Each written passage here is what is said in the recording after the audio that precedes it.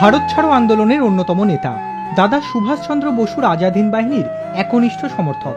ইংরেজদের সঙ্গে লড়াই করেছেন প্রত্যক্ষভাবে, কিন্তু ইতিহাসের পাতা থেকে এই মানুষটি কোথাও যেন হারিয়ে যেতে বসেছেন।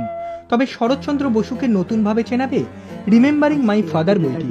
শিশির কুমার বসু প্রণীত এই বইটির প্রকাশ ঘটল নেতাজি ভবনে। প্রকাশ করলেন সৌমিত্র চট্টোপাধ্যায়।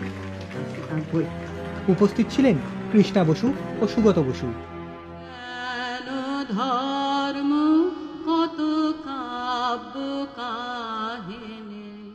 সৌমিত্র চট্টোপাধ্যায়ের কথায় উঠে এলো কিভাবে তিনি দাদাকে সারা জীবন ছায়া দিয়েছেন, সেই সঙ্গে ভারতীয় রাজনৈতিক ইতিহাসে শরৎচন্দ্র বসুর অবদান।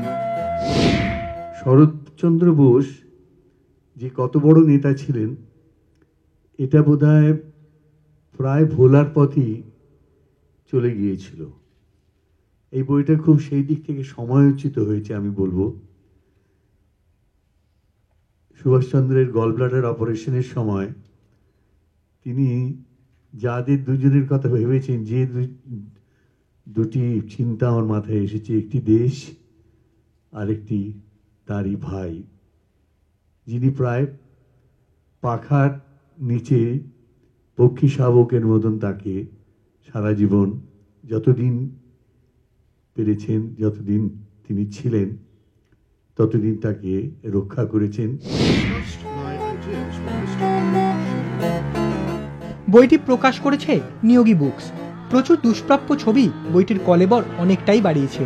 ভারতীয় স্বাধীনতা সংগ্রামের ইতিহাসে শরৎচন্দ্র বসুকে নতুন করে চেনার জন্য পাঠকদের কাছে এই বই যে খুবই মূল্যবান তাতে কোনো সন্দেহ নেই। ক্যামেরায় সুভাষ চক্রবর্তীর সঙ্গে সৌরভ চট্টোপাধ্যায়, ইটিভি নিউজ বাংলা, কলকাতা।